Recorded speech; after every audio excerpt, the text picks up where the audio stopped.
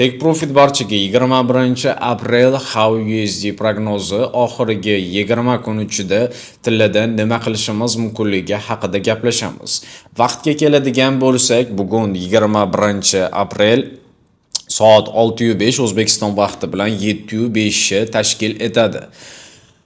Sizlar bilan Forecast by Azizov. Endilikda HowUSDda nima qilishimiz mumkin? Esingizda bo'lsa, oy boshida aytib o'tganimizdek, tillarning narxi 3350 lik zonalarni test qildi. Men ham o'ylagandim, aynan shu zonalardan qaytishini, lekin bizning ideyamiz 3350 ga chiqishi edi. Bu albatta 20-30% holatda shunaqa bo'lishi mumkin deb aytilgan. Tak. Keyingi vaziyatga o'tgan prognozga keladigan bo'lsak, o'tgan prognozdagi zonalarimiz, pastki zonalarimiz bayga juda ham zo'r ishlab berdi. Tepadagi zonamizga kelsak 84 ga chiqdi, so'ng buni bezu bitkasini oldi va narx yana harakati tepaga davom etmoqda. Xo'sh. Oxirgi, ya'ni bizda hozir 32 soat degani 32-36 soat ichida nima qilishimiz mumkin? Tak, bizda hozir tilla ko'rib turganimizdek 19 dan to qo'pol qilib etadigan bo'lsa 60 lik zonagacha chiqish ehtimoli bor. Bu degani bizda ungacha bay ishlab olsak bo'ladimi, bo'lmaydimi degan narsa yo'q, chunki bu sizlarning riskilar. Chunki juda ko'p odam o'sha joydan sil ishlashimiz kerak desam, aynan o'sha joygacha bay ishlab oladi. Ya'ni ko'rib turganimizdek bizda full zona bizda 3460 lik zona bo'ladi. Agarda sifralarni aniqlashtiradigan bo'lsak, mana shu rayondan bizda tillarning narxi selga qarab ketishi kerak bo'ladi. Eslatma, doim aytib o'taman, sizlar prognoz bo'yicha ishlab olsizlarmi, demak doimo stabil ravishda ishlasinglar kerak deb. Ya'ni bu nimani anglatadi? Bugun ishladingiz, misol uchun minus bo'lib qolishi mumkin, chunki bizda umumiy hisobda oxirgi 50 ta prognozni oladigan bo'lsak, bizda 10 ta 12 tasi o'rtacha o'xshamagan yoki 10 tachasi o'xshamagan. Bu yerda aynan siz o'xshamagan prognozga to'g'ri kelib qolishingiz mumkin. O'shaning uchun doimo ko'rishni va doimo amal qilishni maslahat beraman.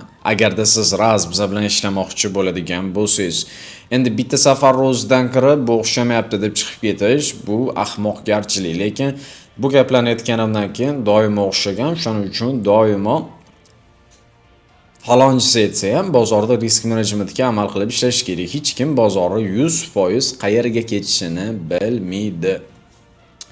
Xo'p, bizning ideyamiz bo'yicha nima gap? Bizda har doimgidek 20-30% lik narsalar haqida gaplashamiz, undan keyin jeleznirog'i haqida gaplashamiz. Tak. Bizda holat bo'yicha birinchi navbatda gold mana shu zonalarni test qilish kerak. Bu fakt emas, lekin katta ehtimol bilan mana shu zonalarga chiqish kerak. Mani ideyamga keladigan bo'lsak, общий счётda bizda hozir taxminan chorshanba kungacha bizda sell bo'lishi kerak. Sell qancha bo'lishini nazarda tutayotgan bo'lsanglar, hozirda bizda hisob kitobimiz bo'yicha men boya hisob kitob qilgandim, hozir aytaman sizlarga. Bizda endi mana shu zonaga chiqadigan bo'lsa, tak, buni sal cho'zarkanmiz. Endi qayoqdan qaytishiga bog'liq do'stlar. Qayoqdan qaytish juda muhim. Shunga qarab turib o'zgarish ehtimoli bor.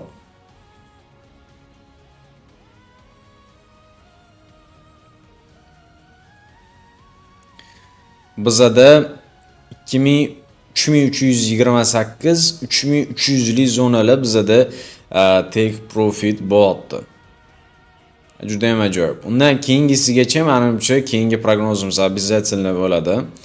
Hozirda dam olishdaman desak ham bo'ladi.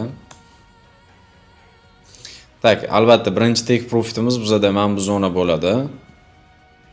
Eng kichkina take profitimiz mana shu bo'ladi. Undan keyingisi bu bo'ladi.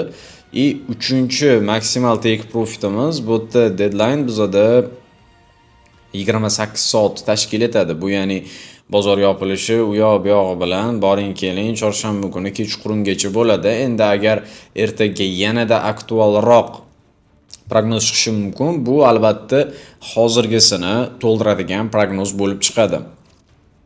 Xo'sh, bu yerda biz yozib qo'yamiz. Bizda bu zona bizda sell zona, sell zone, sell zone bu yerda TP zone 1, TP zone low risk deb yozib qo'yaylik.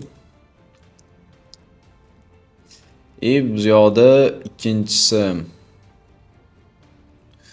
TP zone more risk. No, ato men shu joygacha kutyapman.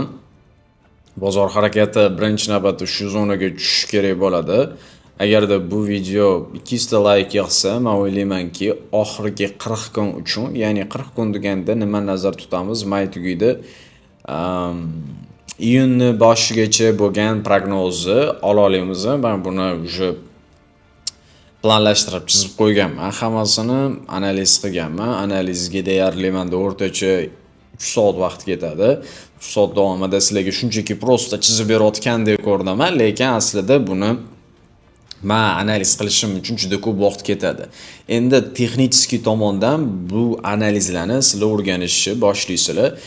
Albatta $30 bez depozitni bonusni olish pastda bo'ladi.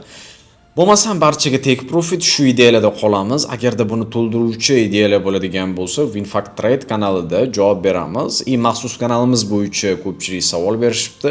Maxsus kanalimizga hozircha dostуп yopiq.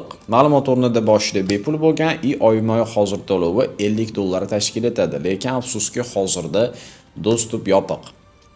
Bo'lmasa ko'rishguncha, endi bepul darslarimizda birgalikda qanaqa qilib prognoz qilishimiz haqida gaplashib chiqamiz. Bu juda ham qiziq bo'ladi. 100 ta like qo'ysanglar, 40 kun ichida qanday qilib nima qilishimiz mumkinligi haqida gaplashamiz. Bo'lmasa ko'rishguncha, menimcha video ham cho'zilib ketdi. Bo'lmasa keyingi prognozda ko'rishamiz. Hey Siri, turn off the camera.